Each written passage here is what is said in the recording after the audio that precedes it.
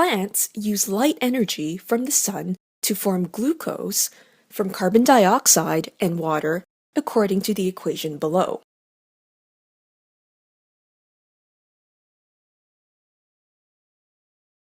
This process is photosynthesis. When we eat plant matter, we break down glucose in a reverse process called respiration. So what is so special about glucose? In this lesson, we will learn a bit more about glucose and a class of molecules that can be respired to release energy called carbohydrates.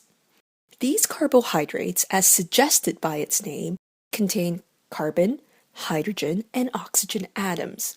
It was previously thought that all carbohydrates have this generic formula, whereby there are 2 hydrogen atoms and 1 oxygen atom for every carbon atom.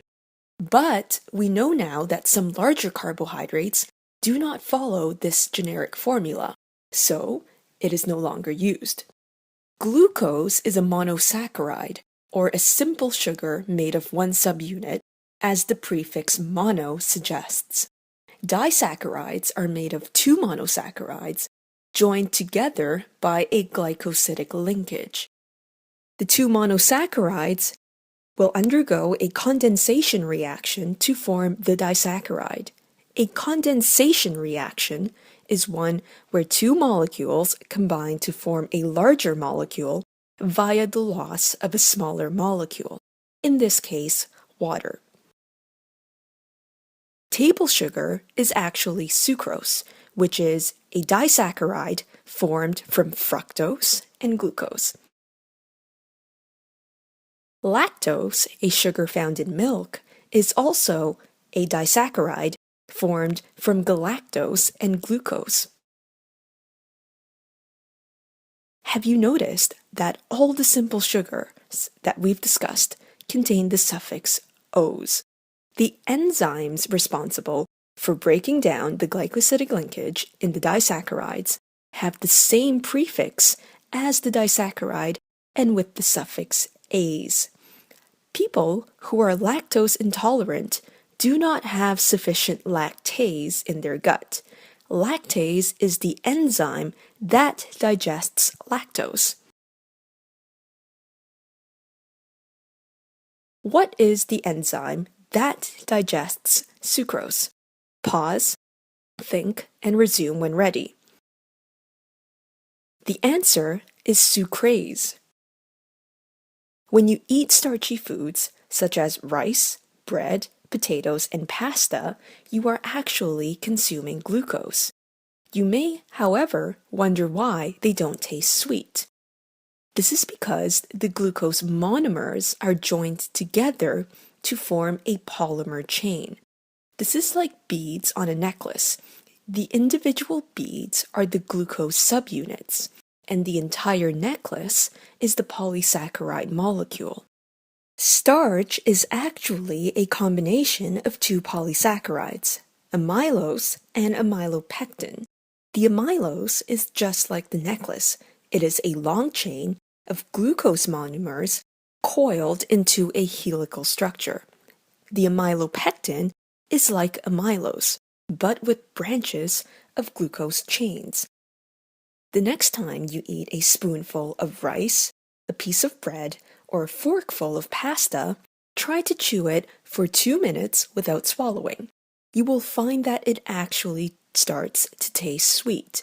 There is an enzyme in your saliva called amylase. Here is a challenge. What do you think its function is? Pause, think, and resume when ready. The answer is amylase breaks down amylose into simple sugars.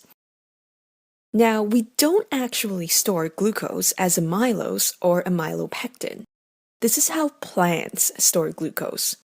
The starchy foods that we consume are broken down into individual glucose subunits. Think of it as removing beads from the necklace. The glucose is used to build a polymer called glycogen, which is our main long-term energy storage molecule. It resembles a myelopectin, but it is more highly branched. When we need energy, glucose subunits are broken off from glycogen and subjected to respiration, thereby releasing energy. People who have diabetes either have an insufficient amount of the hormone insulin, which signals the liver and muscle to link glucose into glycogen, or those liver and muscle cells do not respond to the presence of insulin. Cellulose is another polysaccharide made of glucose monomers. It has a more rigid structure and is the main component of plant cell walls. Your paper is actually made of cellulose. If you tear off the corner of your paper, you will see that there are fine hairs on the edge. These are cellulose fibers. In summary, these carbohydrates are polymers of simple sugars, made of carbon, hydrogen, and oxygen atoms, which provide fuel for living organisms. The energy is transferred when the sugars react with oxygen during respiration. They can exist as monosaccharides, disaccharides, or polysaccharides. Humans store fuel in the long term in the form of glycogen, which is a polysaccharide made of glucose subunits.